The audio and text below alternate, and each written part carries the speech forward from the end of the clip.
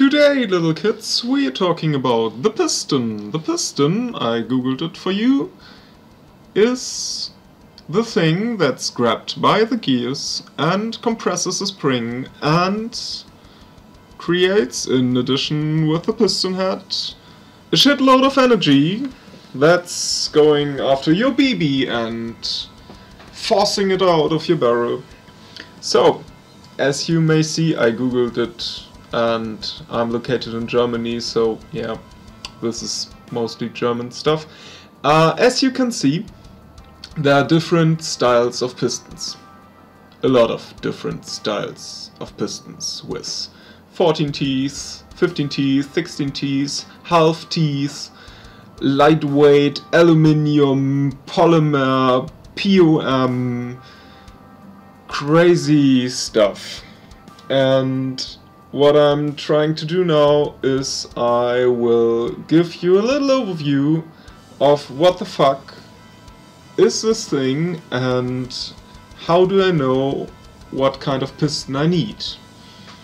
This one is a pretty standard AEG piston. It got like 16 teeth. One steel one and one big one at the beginning. So this is the row of teeth, that's like, yeah, 16. So the middle ones are actually 14.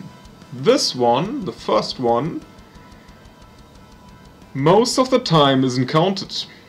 So if you buy this piston, they will tell you it's a 15 teeth piston, and you may see the second one is a little bit flattened. Let me grab another one. So this one has 3 steel teeth, the style differs a little bit, and they removed the second one. The reason for that is that's possible that the sector gear is actually grabbing the second one first, and this would be a problem. That's the difference.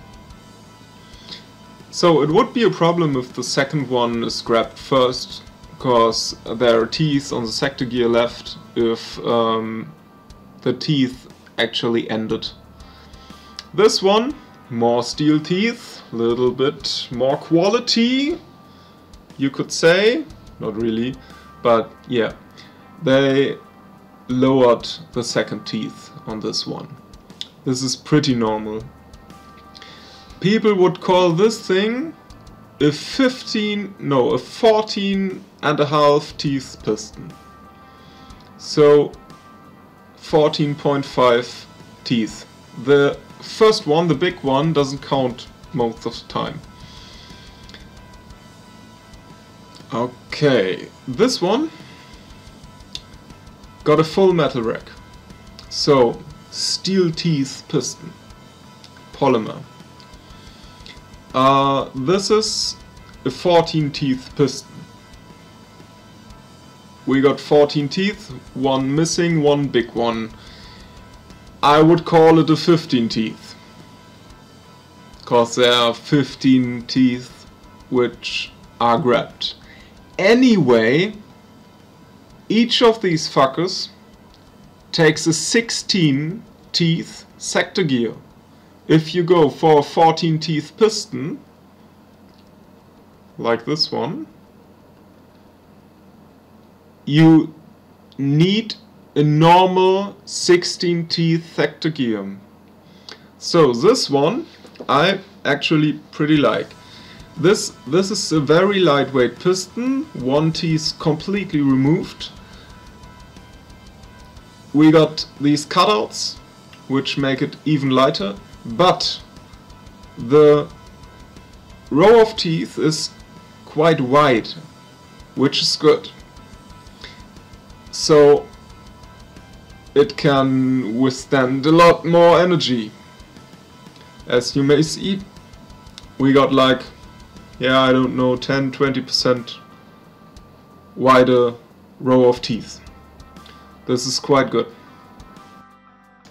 Alright, but what did we learn yet? We learned there are different styles of pistons and all of them take a 16 teeth sector gear. You could actually short stroke a piston, no problem. I'm gonna go back to Google now and I'm gonna show you all of the stuff we can see there and I try to explain. The first one is an aluminium one, 14 teeth. I don't like them. Aluminium pistons tend to be loud and heavy and screechy and tend to leave little pieces of aluminium in your gearbox. The second one is pretty much the same, so we go for the third one. It's called Unfortune teeth, it's not. It's actually said it's for version 2 and version 3 and, let's be honest, for most other gearboxes. This one's pretty good, I recommend it. The next one is a little bit special. So we got half of a row of teeth. This is called a half teeth piston. And it's needed for very, very high torque gears. So if you go for 32 to 1 gears, you need this.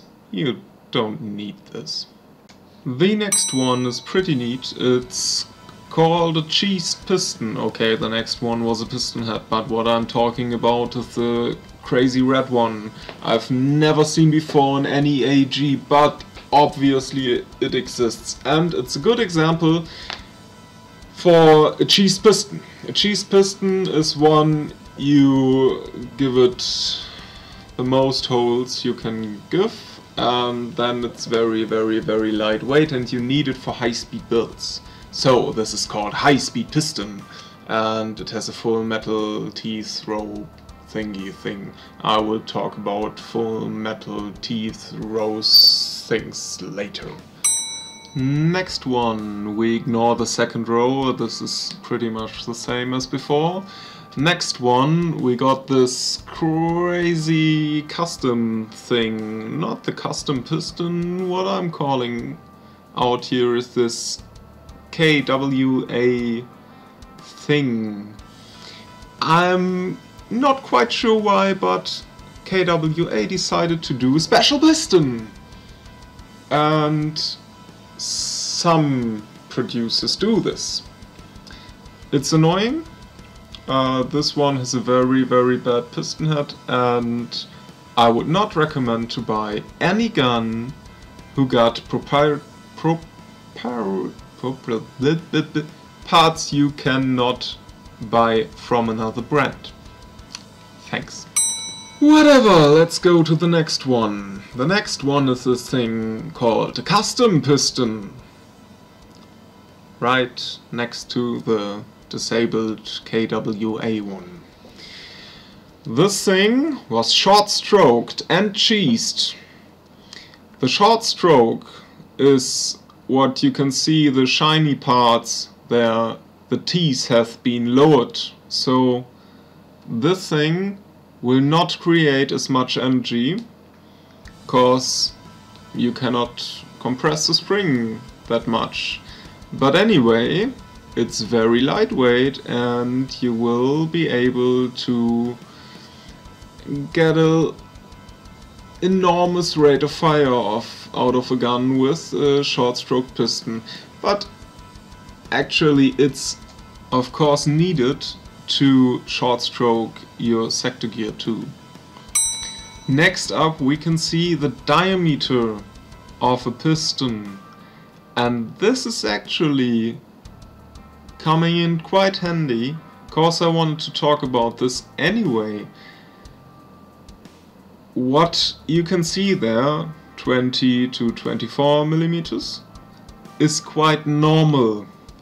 Anyway, you have to make sure that your spring works freely in your piston. There are springs with a little bit more diameter than needed, and there are pistons with a little less diameter than needed. So if you combine these, you could actually have so much work into the piston with the spring and it creates so much heat that the piston will melt around the spring.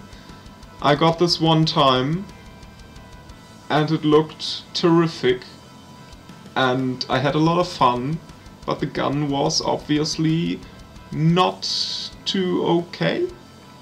As we have two pretty standard pistons up next, I would like to talk about why there are pistons with full metal rack, thank you, and pistons with just a few steel teeth, and pistons with complete plastic teeth or one steel teeth. Mostly there's one steel teeth. And the reason is, the last teeth, the metal one, holds the most tension and is the one that releases, or is the release teeth for all of the force you've built up to this point. So this one needs to be metal. Why not all of them? There are several reasons. One of them is it's heavier to have the full metal rack. Another one is the piston actually works as a fail-safe in the gearbox. So if you're going to have a piston with steel teeth and you have some kind of failure in your gearbox, there is a gear grinding on a gear, on a gear, on a gear, on the piston, and there is nothing that just breaks. What is happening is you could burn out your motor, you could have a very good motor and crush your gears and your piston and get a lot of metal parts flying around in your gearbox and destroying your switch or your MOSFET or your very, very good ETU unit like a Gate Titan or whatever. Or you could just have a piston with plastic teeth. And if anything goes wrong, this piston will get fucked. And then you replace it with another $2 plastic teeth piston, which is pretty obvious a good idea. It's like wearing a face mask and not waiting to get shot in the mouth. Anyway, if you're going to have a system which will you allow to pre-cock your gun and you exchange the point where the energy is hold or on hold, it's probably a good idea to have metal teeth where the energy is stored. So yeah, for this you need metal teeth. You need metal teeth if you're going to have a very high rate of fire, cause the extreme speed will tend to wear off your plastic teeth. You're going to need